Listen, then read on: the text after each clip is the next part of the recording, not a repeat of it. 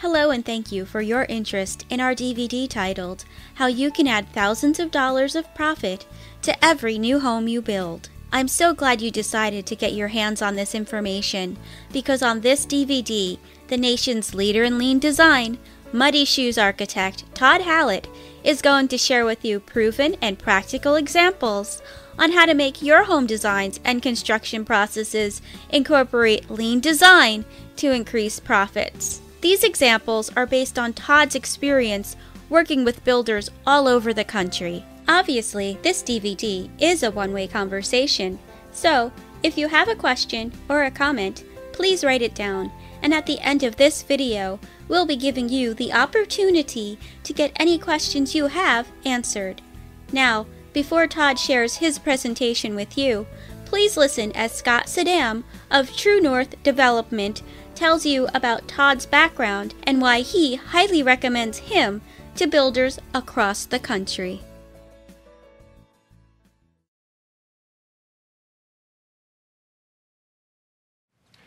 In 2009 at IBS, someone in the audience shouted out after I was going through some of this stuff, "How do you find a good architect?"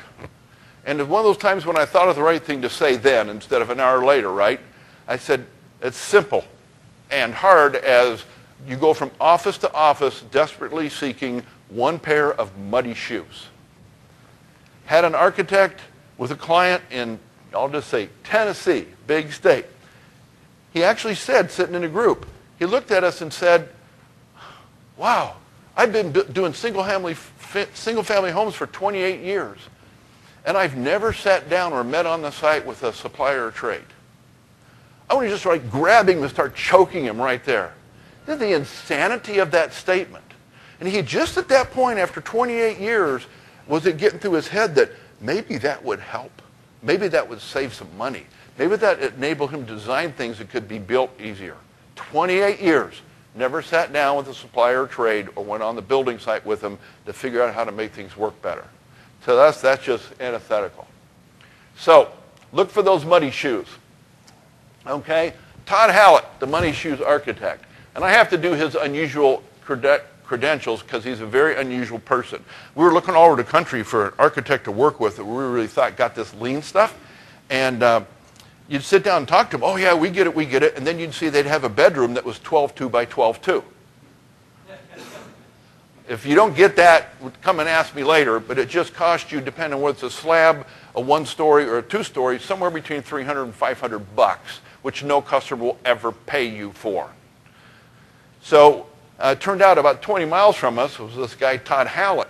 And I don't have time to tell you the long story of it, but he was designing for a company, Delcor, that was beating the snot out of my clients some years ago. And I was like, who are these guys and how do they know how to do these houses so well? So they sold their company out, and Todd went back to his original first love, which was architecture. However, in that process, he ran purchasing for a 220-unit builder and then became president of a 220-unit production builder. I think he's the only architect in America I've ever met who had that building experience hands-on and then went back to architecture. The bottom line is Todd gets costs. And it's so rare to be able to find an architect who gets cost. And that's why we started working with him on this stuff.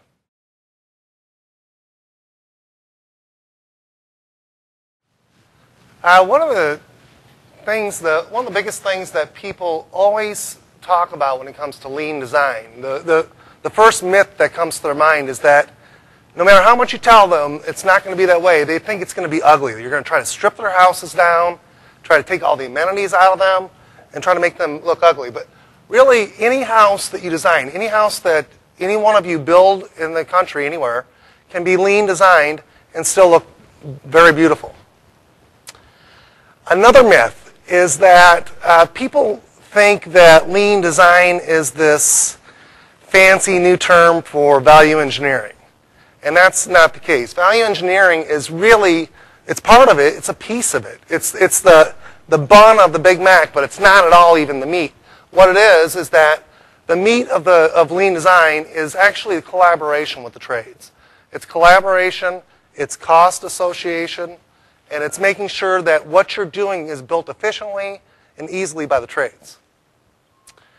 When Scott and I go out and do the lean implementations with folks, the first thing we do is we go out into the field and start to look at things, and we see some of the same similar things over and over again. In this picture, when you take a look at this, what you find is that there's so much excess lumber in just this little arch built right here. Like, for example, that cripple, you can eliminate that. You can eliminate the stud next to it. This header's non-bearing, so there's no reason. It's an interior non-bearing load. There's no reason to have a big giant header over there. That's just pure waste. You can eliminate that because if you have a header or cripples that are under 24 inches, then you don't need to have them every 16 inches on center. The drywall will span that. So just going out and taking a walk and looking at one scenario, you can find all kinds of different instances of waste. Here's another one where you have triple studs, which are not required in a garage under some truss bearing. Here's one that we see a lot. There's a little tiny piece of siding here that doesn't really do anybody any good. It's wasteful. Someone has to cut that out. And so it's just additional cost that we're trying to get rid of, invisible cost or waste. This photo is actually really bad because I took this photo, but I took it at the wrong angle. So it looks like you have 4 inches there, but really you only have about 1.5 inches for where the casing goes. So what happens is that every time that the carpenter goes to trim it, he has to rip the casing. Here's a situation where you have this kind of very interesting ceiling, and this is on a production home. And what happens, though, is that every single trade that we talked to that had to relate to that ceiling, the drywaller, the carpenter, the painter, they all had troubles with it because you could never really quite get it right. So there's things like that where you can do great, cool ceilings but simplify them. Here's a situation where we walked into a house and we found a chase that was a mechanical chase. They built this house over and over and over again, but they had not needed that chase for a number of years. Here's 2 big giant headers in this double wall, and neither one of them are required. So you start to look at things like that, and you wonder, well, how much does that cost me each and every time that it's built? Here's the cripples underneath the window. There's no load underneath that window at all. It's just a sill. But here they have 1, 2 cripples there, 3, and 2 other cripples on the other side. There's absolutely no reason to put those there. Again, that's waste. That's money that's coming out of your pocket that's going into the home. And a lot of times it's because a framer is used to framing it that way. And without having detailed drawings or some way to explain to the framer that that shouldn't be there, then you're going to get that same kind of waste over and over again. Here's one where we drove up and we found that the window was off center of the gable. And we checked it all out, and what turns out is that the carpenters followed exactly what the drawing said. It was just that the drawings were off by 5 or 6 inches or whatever it is. So they built it every time. Well, then they obviously have to tear it out and make it right for the customer. This one's a little trickier, but it's a scenario where you can put that ledger there is not required. You can actually run those joists right up to the rim board instead of putting an additional piece of wood there and creating a ledger. This was a detail that we noticed in California, and it was a special kind of corbel detail on the eaves. But they didn't really figure out what happens when a corner comes around. So each and every time they had to cobble this together, well, obviously you see the straight piece there, and then you have this kind of molded piece, and it never looked right. It always cost them additional money, and it usually was a warranty problem. Does anybody see what's wrong with this one?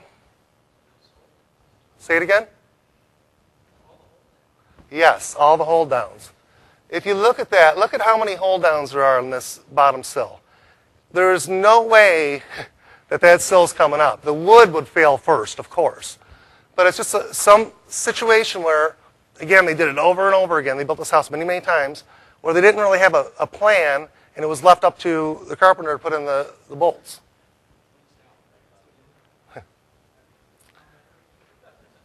Here's a situation where instead of using cardboard baffles they actually put sheathing in. Large header that's not required there. So this is not, that header's not required, right? See the joists are running parallel with it? But ironically, the smaller header over here is required. So the one that's not bearing is much, much larger than the one that is bearing. That can be taken out. Here's a scenario where you run into a very, very bad eave detail. And of course, if you build that, anybody who builds it in any kind of inclement climate knows that that's a really bad situation. It causes a water problem.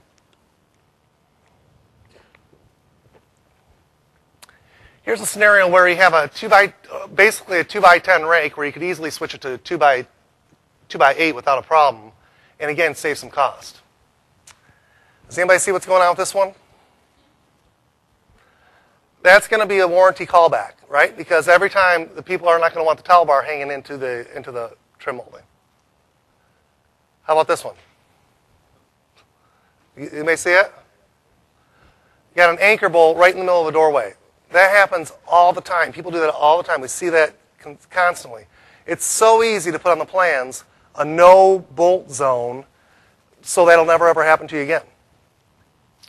Here's a scenario where you have 3 windows that are molded together by the factory, very, very, very expensive to put together. And instead of doing that, all they had to do really was put studs in between them instead of having them mold and shipped mold. It costs twice as much for the window setup. This one's really kind of fuzzy and hard to read, but it's where they built a double wall where you could, a lot of people do double walls, and you can do them with a 2x6 or a 2x8 instead of putting 2 walls together. This one represents a light fixture. What we see a lot is that you'll have light fixtures that in one model are shown at one height, and the next model are shown at another height. And so you constantly run into the issue of consistency. We should detail how many studs are going to be on the plan so you can see what is required for bearing. Here's a downdraft that wasn't quite clarified on the drawings. This situation is another scenario where, again, we see this all the time, where you have headers in there where their headers are not required, because it's actually, anytime you see a header that's running parallel to the joist above it, that header should be in question, because oftentimes it's not bearing. But again, you go out into the field and you take a look at your houses, those are some of the things that will pop up. This one is not a header issue, but this one is a scenario where they have 8-foot doors, and then they have about a 7-4 landing, so they couldn't open the door. They had the door swinging into the landing area, and they couldn't do it, obviously. This house was actually a house that was done in advanced framing. Advanced framing is where you actually strip a lot of the lumber out of it. You do studs in 24 inches on center. They did a lot of things right, but they left the header over the fireplace, which wasn't required, of course. This one, it was interesting because the header was required. You can see all kinds of bearing coming down on this header here. But the issue is when you go back to the foundation plans, they had no foundation underneath that. So then it would cause an issue, a slab crack in the future. This one we walked onto where we just had a complete mountain of drywall in front of the house. This was an amazing one. This company built this house, I bet, 40 times. Built it over and over and over again. And they had a porte cochere that you drive under. And that porte cochere, had the porte cochere been just adjusted just a little tiny bit, the brick would have supported itself. The fact that it was a little bit too low, they had to buy a lintel, they had to have a custom lintel made every single time. That cost them $1,200 a house. So that was an opportunity to find $1,200 on just this one item. And they've done it, like I said, at least 40 times. Here's a scenario where you had an 8-foot door. They had to tear it down and make it to a 6/8 door. Here's a situation that we run into all the time with HVAC. You have a model, and the HVAC company will work real hard to make that model clean and nice and neat. And then you'll go into a spec or a lot-specific home, and the HVAC will look like this. It causes problems, it causes warranty issues, and it causes rework, obviously. Part of lean design is also being lean and efficient with the space. Here's a scenario where you just have this gigantic wasted space in this powder room that's unnecessary. So lean design looks at what's happening with your construction drawings, what's happening with materials, but it also looks at waste of space. Here's a situation where we have a few Queen Anne returns that are just out of scale and inappropriate for the massing. That giant beam, there's a header that is required over that garage door, but it's not required over the other garage door. But instead what they do is they ran that through. There's other ways to pick up shear values than to have the expense of running that massive beam right through. Here's a scenario where they missed.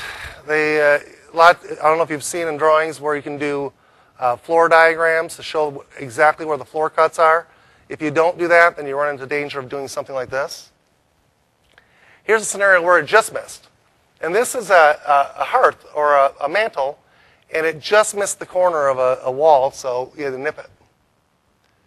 Here's a scenario where they tear out the doors.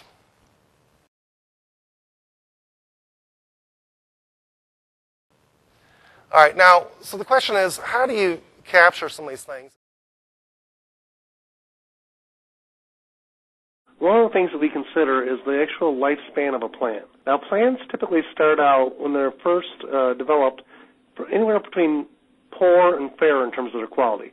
And they get better as the plan goes on because builders and superintendents help bring that information to the office. Now, what a lot of builders are doing is taking that plan and going from poor to great right away.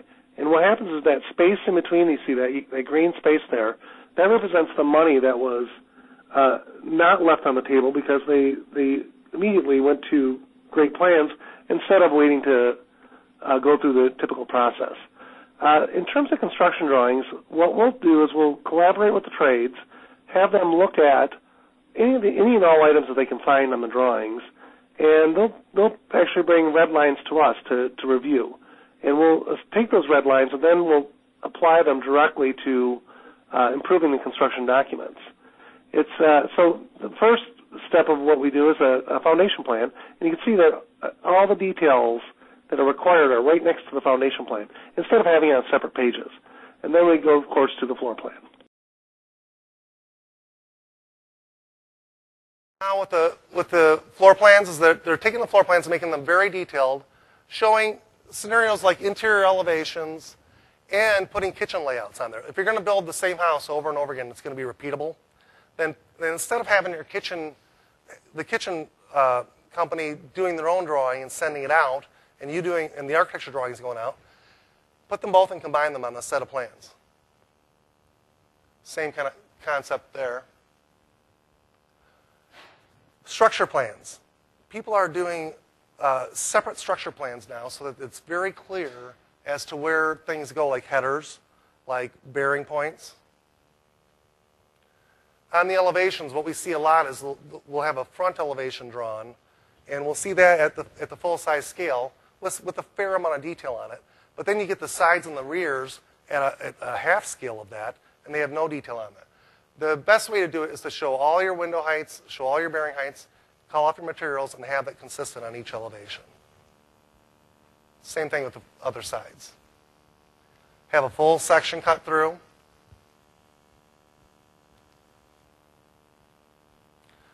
Here's another one that we're doing now with some people is that you're actually showing hardware plans. So you can show where the hinge bumps are, show where the toilet paper rolls go, and also what's going on with your shelving and your closets. The other thing that we're starting to do is mechanical plans, showing where the plumbing goes. What happens when you do that, when you show where the plumbing goes, and then you show where the HVAC goes, then what you can do is you can start to combine those things. You take the floor joist drawing that's done by the TJI company, or you draw it yourself if you're doing it manually, and overlay the HVAC and overlay the plumbing, and now what happens is you get conflict avoidance, because you can start to actually establish the bays that the HVAC is going to go down, and establish the bays that the plumbing is going to go into. And if you figure all that out beforehand, then you'll get far less conflicts, because what really happens in the field is that they just figure it out. And it might end up in this bay this time, and the next house will end up in a different bay, and you're constantly fighting that battle of where the HVAC goes. It's a huge conflict. Once you have all that information put together, then one of the best things to do is to create a design checklist. And you can create a design checklist for your company as a builder, or you can create a design checklist for your architect. And have that checklist to go through and make sure that every time you do a set of drawings, that it's consistent. I want to go into a few things that we're doing in terms of design. This was a house that we looked at. This house had been built many, many, many times. And we wanted to figure out a way to take this plan and make this a little bit leaner. So the first thing we did was focus on the shape. There's a whole lot of jogs in that shape, and those jogs are very, very expensive. So we redesigned this house, and the one on the right is the new design. The one on the left is the existing plan that was built over and over again. The first thing we did was try to eliminate the jogs. You want to eliminate the jogs without eliminating the actual appeal of the home. The other thing we noticed is that this initial plan had a very awkward entrance into the family room, and it had a very short view as you walk into the house. So we straightened that out. The family room had a very, very weak connection to the kitchen. So what we did was we made sure to strengthen that connection. The kitchen was a little bit of an awkward shape, so we straightened that out. This pantry was in a particular, very odd position where it's kind of half in a sunroom and half in the kitchen. And we figured out how to make it a butler's pantry that you walk through to go into the dining. And then finally, this had a bathroom, kind of an awkward small bathroom, and we changed it around and made it more of a powder room scenario where you can have a separate shower and toilet. One of the biggest things to keep in mind is when you're going to straighten those jogs out and do different things to the plans, you always have to make sure that it looks good. You can't just get rid of the jogs and have that be a detriment to the elevation. So we made sure that when we did the elevation, even though it doesn't have a whole lot of jogs in it, still maintain its attractiveness. Here's a new plan that we're working on that we're pretty excited about. This is a lean design 2,800 square foot house. And the first thing, this is brand new, so this wasn't a rework, brand new. And the first thing we did was make sure that you get it in kind of a boxy shape or an easy shape to build, an efficient shape to build. Then we're looking at, well, what's happening with the mudroom? It's very, very popular now to have a nice mudroom, bench, cubbies, lockers, and have plenty of space there with a walk-in closet. The other thing we did was this stairway. The stairway is a two-way stair, which is a very expensive stair. But that's part of the lean design. You can have expensive elements in the home.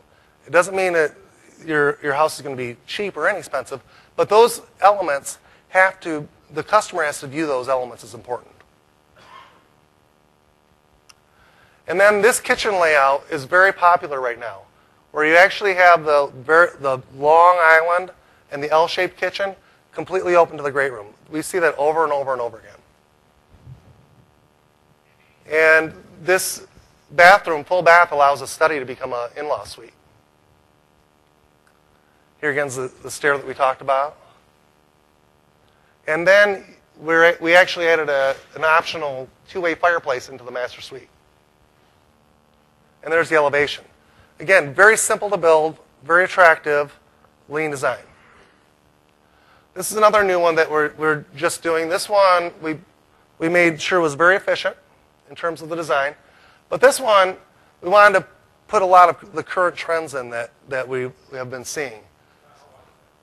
That is, I think that's 34, 35.